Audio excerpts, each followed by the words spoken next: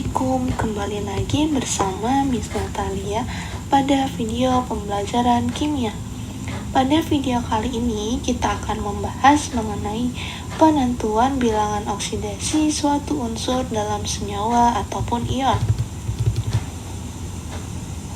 Adapun tujuan pembelajaran kita, peserta didik diharapkan dapat menjelaskan proses penentuan bilangan oksidasi dalam suatu senyawa atau ion. Berdasarkan konsep reaksi redoks atau reduksi dan oksidasi dalam kaitannya dengan elektrokimia meliputi yang pertama, reaksi reduksi. Reaksi reduksi yaitu tempat terjadinya penurunan bilangan oksidasi dan juga terjadinya penerimaan elektron. Zat yang mengalami reaksi reduksi disebut dengan oksidator atau pengoksidasi. Yang kedua yaitu reaksi oksidasi. Pada reaksi oksidasi terjadi penaikan bilangan oksidasi dan juga terjadinya pelepasan elektron. Zat yang mengalami reaksi oksidasi disebut dengan reduktor atau pereduksi. Penentuan bilangan oksidasi. Kita bahas lebih dahulu untuk aturan umum. Aturan umum yang pertama yaitu bilangan oksidasi atom dari unsur bebas adalah 0. Unsur bebas biasanya terdiri dari unsur logam dan gas diatomik. Contohnya adalah natrium, magnesium, aluminium, dan besi. Natrium, magnesium, aluminium, dan besi merupakan unsur logam, sehingga biloksnya akan bernilai 0. Selanjutnya untuk contoh gas diatomik adalah H2, Cl2, dan O2. H2, Cl2, dan O2 merupakan gas diatomik, sehingga biloksnya akan bernilai 0. Aturan yang kedua yaitu bilangan oksidasi ion monoatom sama dengan muatan ionnya. Ion monoatom adalah suatu ion yang hanya terdiri dari satu atom, sedangkan muatan ion adalah muatan yang berada di sebelah kanan atas suatu atom. Contohnya adalah Na+, Fe2+, dan Cl-. Na+ di sini memiliki muatan ion sebesar positif 1, sehingga biloks dari Na+ adalah positif 1. Selanjutnya untuk Fe2+. Fe2+ memiliki muatan ion sebesar positif 2, sehingga biloks dari Fe2+ adalah positif 2. Selanjutnya untuk Cl-. Cl- di sini memiliki muatan ion sebesar minus 1, sehingga biloks dari Cl- akan bernilai minus 1. Aturan yang ketiga yaitu jumlah semua bilangan oksidasi atom-atom dalam senyawa netral adalah 0, sedangkan jumlah semua bilangan oksidasi atom-atom dalam ion poliatom sama dengan muatan ionnya. Contohnya adalah CH4. CH4 tidak memiliki muatan ion, sehingga ia merupakan senyawa netral. Oleh karena itu, jumlah biloks dari CH4 adalah 0. Cara penjumlahannya yaitu jumlah biloks C ditambahkan dengan jumlah biloks H sama dengan 0. Jumlah atom C pada CH4 adalah 1, sehingga 1 dikali biloks C ditambahkan dengan jumlah atom hidrogen pada CH4 adalah 4, sehingga 4 dikali biloks hidrogen sama dengan 0.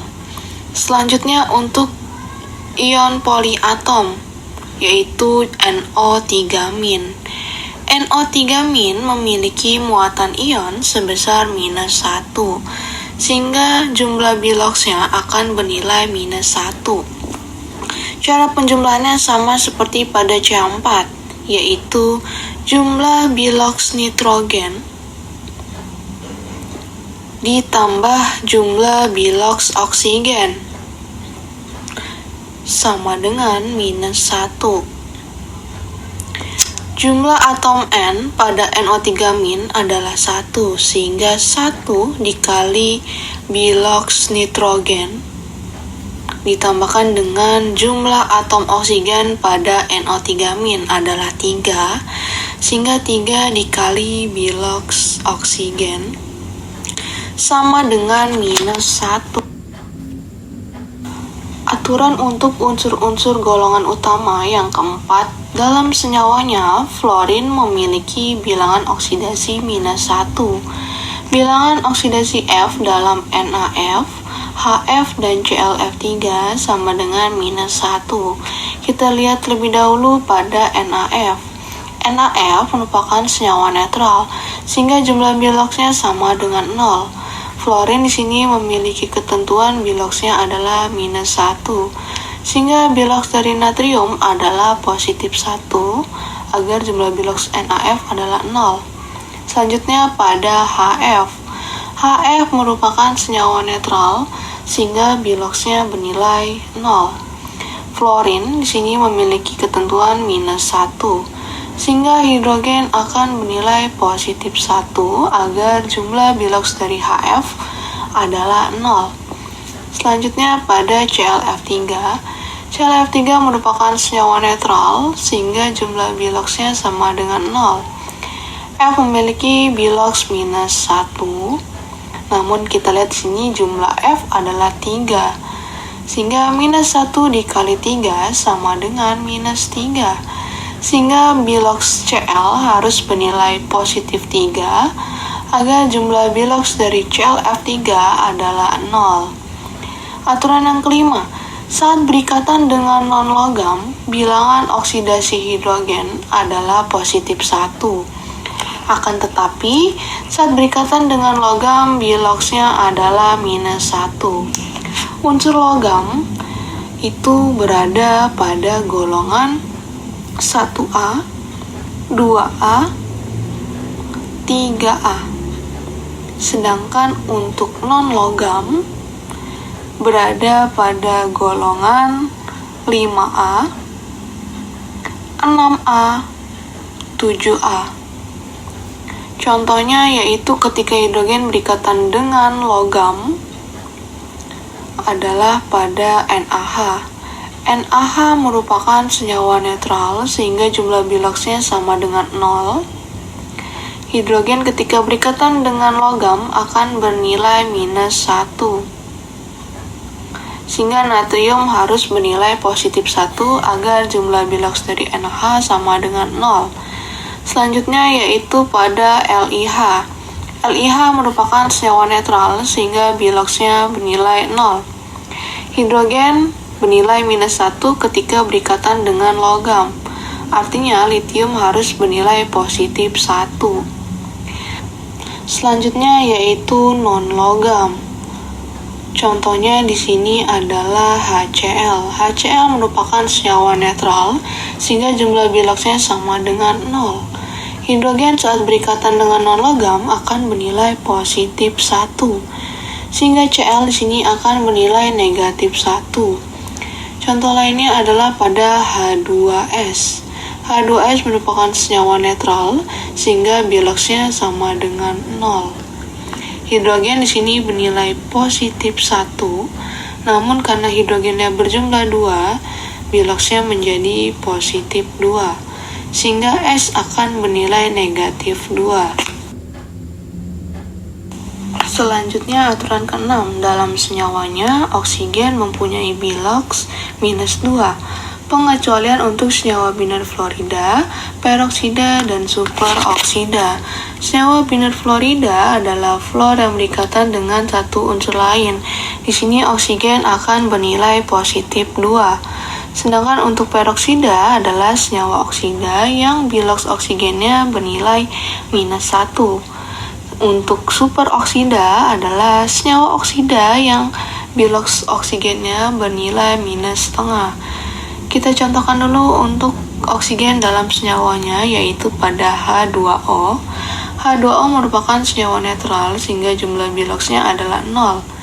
Oksigen di sini kita masukkan bernilai minus 2, sehingga hidrogen akan bernilai positif 2. Namun hidrogen memiliki 2 atom sehingga kita bagi 2 adalah positif 1.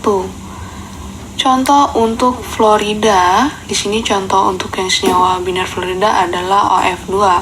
OF2 itu adalah senyawa netral sehingga jumlah biloxnya sama dengan 0. Oksigen di sini bernilai positif 2 sehingga F-nya akan bernilai negatif 2. Namun F di sini memiliki 2 atom sehingga negatif 2 dibagi 2 sama dengan negatif 1. Selanjutnya untuk peroksida. Contohnya adalah pada H2O2.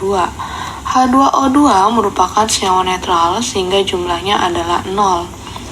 Oksigen di sini bernilai negatif 1.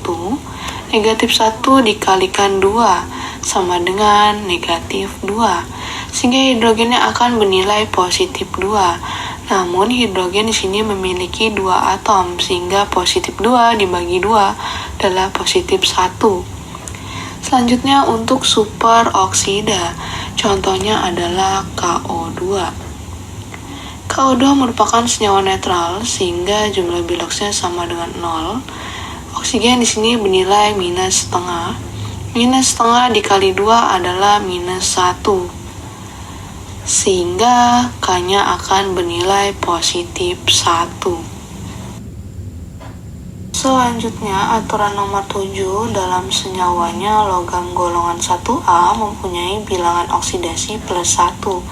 Contoh dari logam golongan 1A adalah litium, natrium, kalium, rubidium, cesium, dan francium. Sehingga biloxnya sama dengan positif 1. Aturan nomor 8 dalam senyawanya logam golongan 2A mempunyai bilangan oksidasi plus 2. Contoh dari logam golongan 2A adalah berilium, magnesium, kalsium, strontium, barium, dan radium. Biloxnya sama dengan positif 2. Aturan nomor 9. Dalam senyawa biner dari logam dan non-logam, bilangan oksidasi non-logam sama dengan muatan ionnya. Contoh, Cl pada NaCl biloxnya minus 1. Natrium merupakan logam golongan 1A, sehingga biloxnya akan bernilai positif 1. Kita lihat sekarang pada senyawa NaCl. NaCl merupakan senyawa netral, sehingga biloxnya sama dengan 0. Natrium plus 1, sehingga Cl-nya akan bernilai negatif 1. Contoh lainnya pada MgCl2. Mg merupakan logam golongan 2A sehingga biloxnya akan bernilai positif 2. Sehingga Cl harus bernilai negatif 2, namun di sini Cl ada 2 sehingga minus 2 dibagi 2 sama dengan negatif 1. Selanjutnya yaitu aturan untuk unsur-unsur golongan transisi. Aturan ke-10 yaitu logam transisi dapat memiliki lebih dari satu bilangan oksidasi. Contohnya pada Fe atau besi. Fe ketika berdekatan dengan oksigen membentuk FeO. FeO di sini merupakan senyawa netral sehingga jumlah biloxnya sama dengan 0.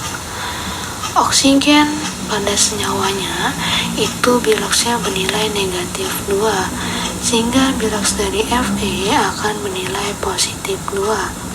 Selanjutnya apabila Fe berdekatan dengan oksigen membentuk Fe2O3. Fe2O3 merupakan senyawa netral sehingga jumlah biloxnya sama dengan 0. Oksigen dalam senyawanya biloxnya bernilai negatif 2. Negatif 2 kita kalikan 3 sehingga jumlahnya adalah negatif 6. Sehingga jumlah bilox dari Fe harus bernilai positif 6. Positif 6 di sini akan kita bagi 2 karena F-nya ada 2 yaitu menjadi positif 3. Sehingga bilox Fe pada FeO itu akan bernilai plus 2. Sedangkan bilox Fe pada Fe2O3 akan bernilai positif 3. Sehingga dapat kita simpulkan bahwa logam transisi itu dapat memiliki lebih dari satu bilangan oksidasi. Oke, sekian penjelasan Miss mengenai penentuan bilangan oksidasi pada suatu senyawa ataupun ion. Miss akhiri, wassalamualaikum warahmatullahi wabarakatuh. See you later.